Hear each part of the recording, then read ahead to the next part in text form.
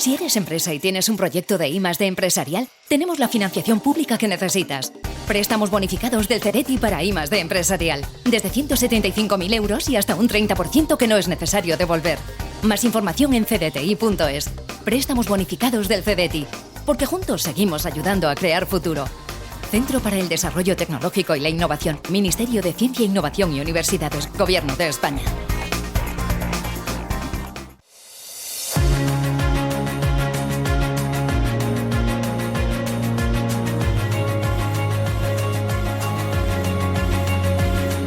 Legal por Naturaleza, el bufete especializado en herencias nacionales e internacionales, le ofrece este espacio.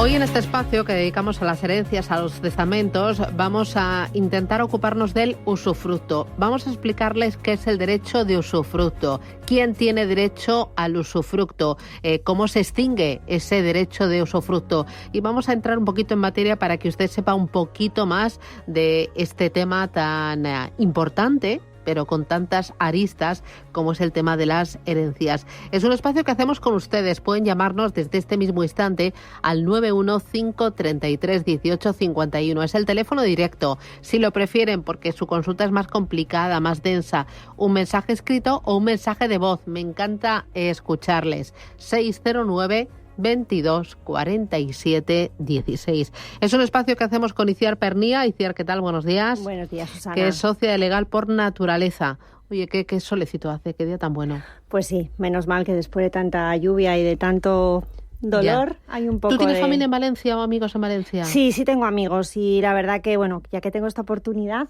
de tener el micrófono, pues quiero expresar mis condolencias con todas las familias afectadas y con el pueblo valenciano, bueno, y con otros que también han sido afectados. Y bueno, todo nuestro ánimo, nuestra solidaridad. Y que el pueblo español es maravilloso. Sí, bueno, pues desde aquí un abrazo muy fuerte y mucho ánimo. Oye, mientras recibimos las primeras llamadas, vamos a ir calentando, ¿no? Y resolviendo dudas. Primero, ¿qué es el derecho de usufructo? Pues es un derecho que establece el Código Civil, en el que indica que las ropas, el mobiliario y los enseres que constituyen el ajuar de una vivienda, entre otras cosas, son para el cónyuge supérstite.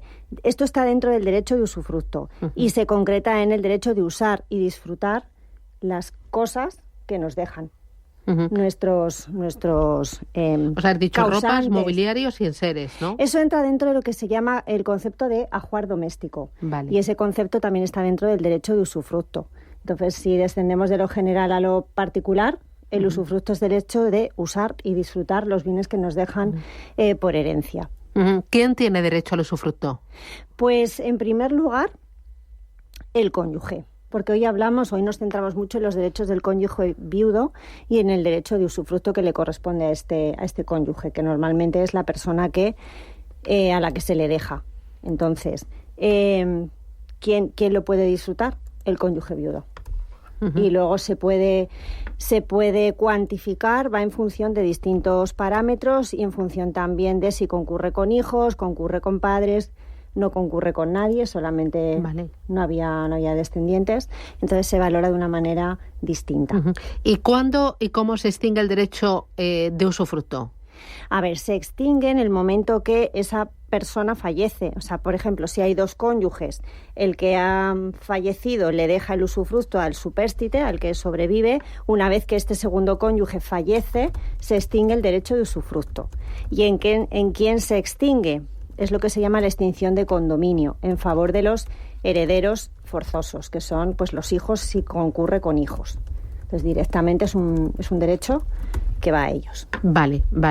Bueno, hay más dudas con esto. Por ejemplo, ¿qué ocurre con el derecho de usufructo en caso de que de casado bajo régimen económico de gananciales o de separación de bienes? ¿Aquí hay diferencia o no? ¿O hay que matizarlo en el testamento o en la herencia? No, a ver, es verdad que el régimen matrimonial es importante, porque ahí dividimos el patrimonio en dos, por decir así. Si estamos casados bajo el régimen de gananciales y tenemos una casa, el 50% por derecho propio es del cónyuge que sobrevive y el 50% restante es lo que llevamos al momento de la partición de herencia. Luego ya dentro de ese 50% pues llegará el momento del ajuar doméstico, el usufructo y demás. Y si estamos casados en separación de bienes, con lo cual hay que hacer 2 negocios jurídicos cuando estamos casados en gananciales. Liquidamos la sociedad de gananciales, que por eso hacemos este reparto en 2 de este patrimonio, y a partir de ahí hacemos el proceso sucesorio. Y, por ejemplo, si la herencia es testada o intestada, ¿ahí hay cambios o podemos nosotros hacer algún cambio? No. A ver, si la herencia es intestada, el cambio es que primero tenemos que formalizar la declaración de herederos para que se nos nombre herederos pues a la mujer y a los hijos, o al marido y a los hijos, a quien corresponda. Pero no hay cambios en cuanto a ese derecho. Uh-huh. Y, por ejemplo, otra duda que me salta. Si los cónyuges se han separado, ¿aquí qué pasa con esos derechos sucesorios y en concreto con el usufructo? A ver, es importante que una vez que si la persona ha fallecido y aunque nos hayamos separado no lo recoge el testamento, podemos tener problemas, porque es verdad que el testamento recoge las últimas voluntades del testador, con lo cual sería un derecho que puede reclamar ese cónyuge separado. Y tenemos que estar separados judicialmente, no me sirve una separación de hecho. Vale. Y luego, muy importante, si queremos evitar estos problemas, bueno, pues mi testamento es verdad que se puede cambiar varias veces durante la vida de una persona. Y sobre todo lo que se recomienda es cuando pasan, hechos lo suficientemente importantes. Pues hemos tenido un hijo adicional, o ha fallecido un hijo, o me he separado, o sea, cosas que pueden interferir en esas últimas voluntades en el momento de la partición de herencia. Y, por ejemplo, si eres pareja de hecho, no estás casado, ¿ahí qué pasa con el usufructo? A ver, la pareja de hecho también tiene sus derechos. Es verdad que los territorios forales pues tienen ciertas prebendas que no tiene el Código Civil como norma común. Entonces sí que tienen determinados derechos, sobre todo sobre la cuantía del usufructo. Vale. Y en cuanto al tema de la separación de bienes, como estábamos comentando, aquí no tenemos que liquidar ninguna sociedad, porque teníamos bienes privativos, entonces solamente tendremos que entrar a formar parte, en todo caso, de esa herencia en los bienes que había comunes. Por ejemplo, yo tenía 2 casas, mi marido tenía otras 2 casas, pero la 6ª casa la tenemos en común. Pues para la herencia es lo único que tendríamos que repartir. Mira, Paloma de Madrid nos acaba de escribir, dice: buenos días y gracias por su atención. Dice: desde noviembre del 98 vivo con mi pareja en un piso que adquirimos al 50% estando los 2 divorciados. Él sin hijos y yo con una hija de mi único matrimonio. Ahora tengo también un nieto. Dice: no estamos casados, ni tampoco somos pareja de hecho. Sus padres fallecieron y tiene 5 hermanos, uno con discapacidad mental. Dice: mi pareja comenzó hace año y medio con problemas de memoria. Está con pruebas médicas.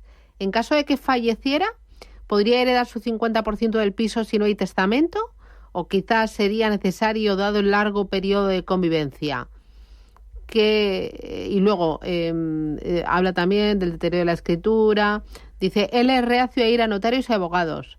Dice: gracias por su respuesta. Dice: ¿y qué pasa si yo fallezco antes? Bueno, pues aquí el problema principal es que no son nada legal, no tienen ningún vínculo legal, hay que ser pareja de hecho.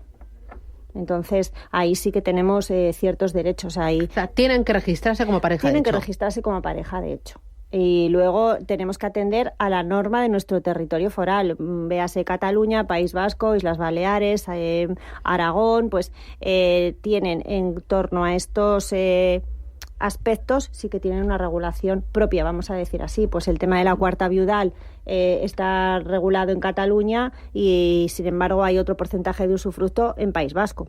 Pero hay que ser pareja de hecho. Vale. 609 22 47 16, nota de voz. Hola, buenos días. Mira, quería hacerle la siguiente consulta. Tengo una duda.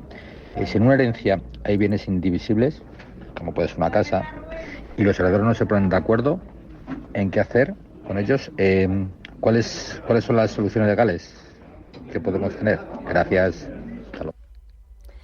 Vale, pues ahí necesariamente nos tendremos que ir a instar una partición de herencia judicial. ¿Cómo lo haría yo?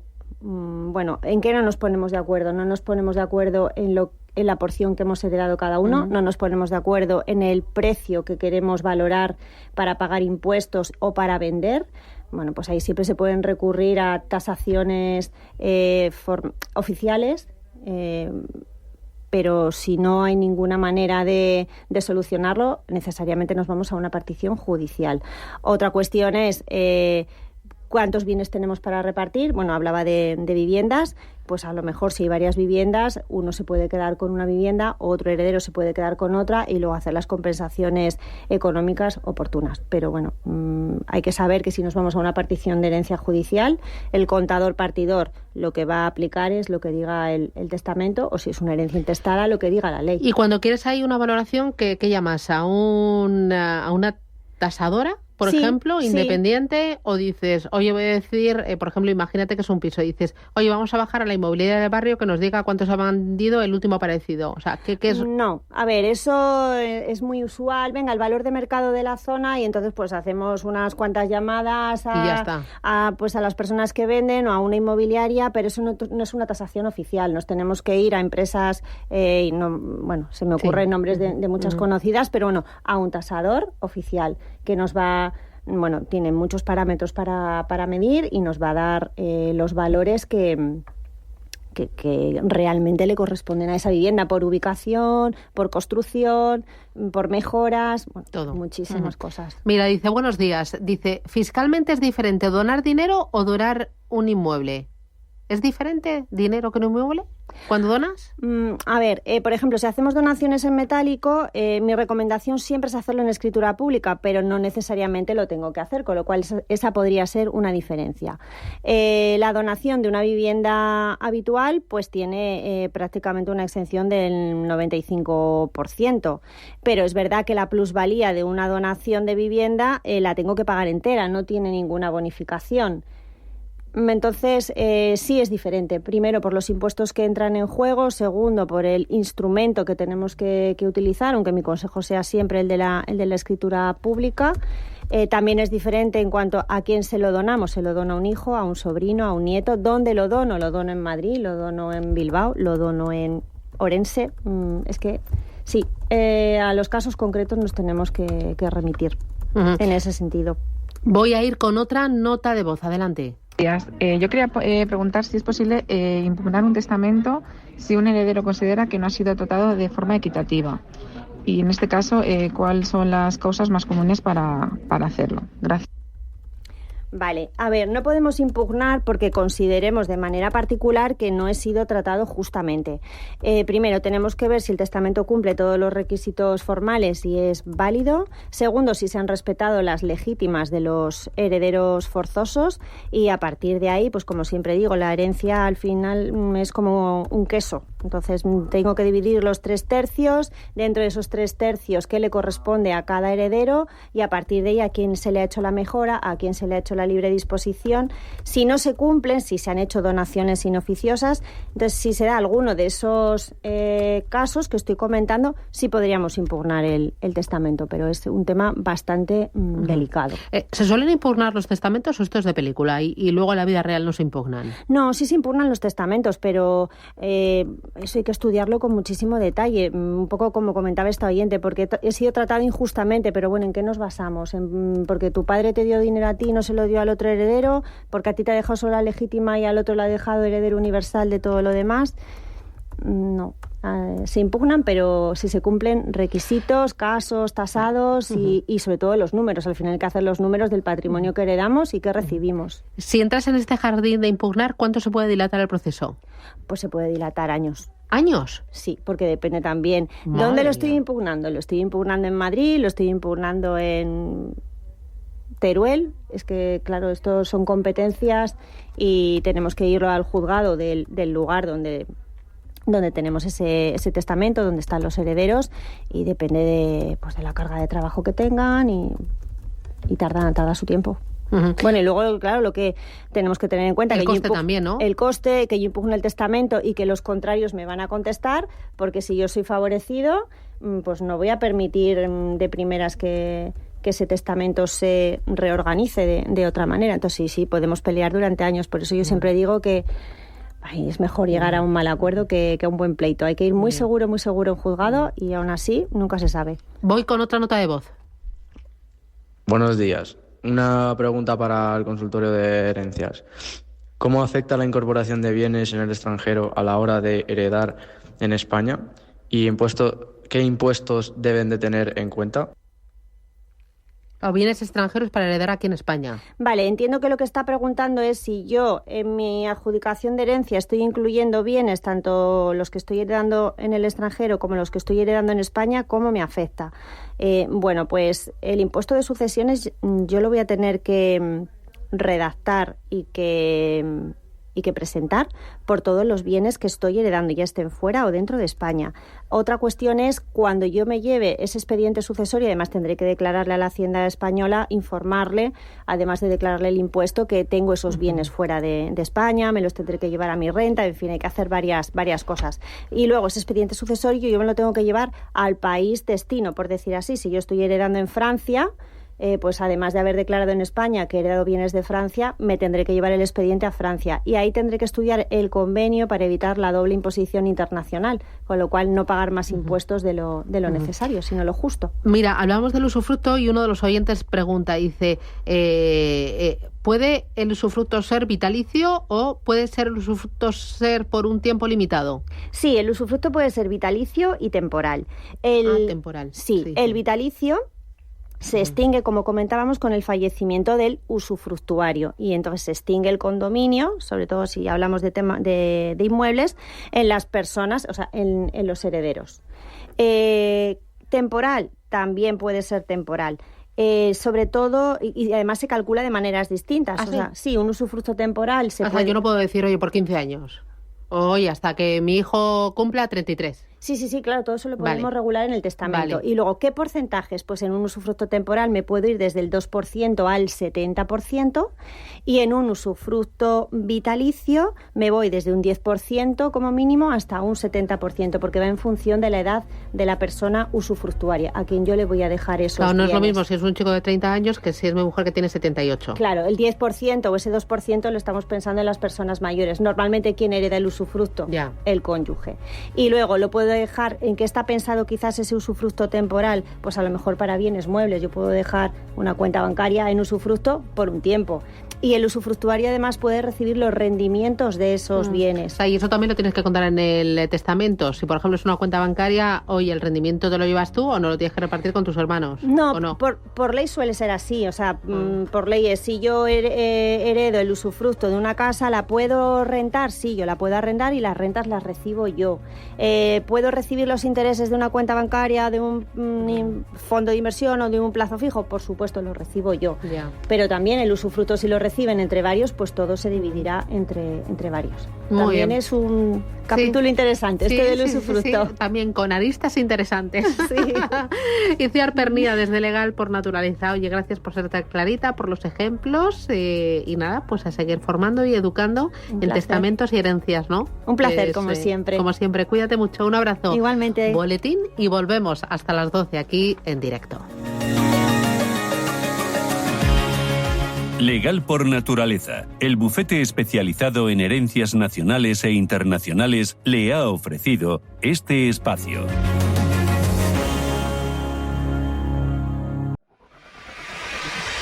Si eres empresa y tienes un proyecto de I+D empresarial, tenemos la financiación pública que necesitas. Préstamos bonificados del CEDETI para I+D empresarial, desde 175.000 euros y hasta un 30% que no es necesario devolver. Más información en cdti.es. Préstamos bonificados del CEDETI, porque juntos seguimos ayudando a crear futuro. Centro para el Desarrollo Tecnológico y la Innovación, Ministerio de Ciencia, Innovación y Universidades, Gobierno de España.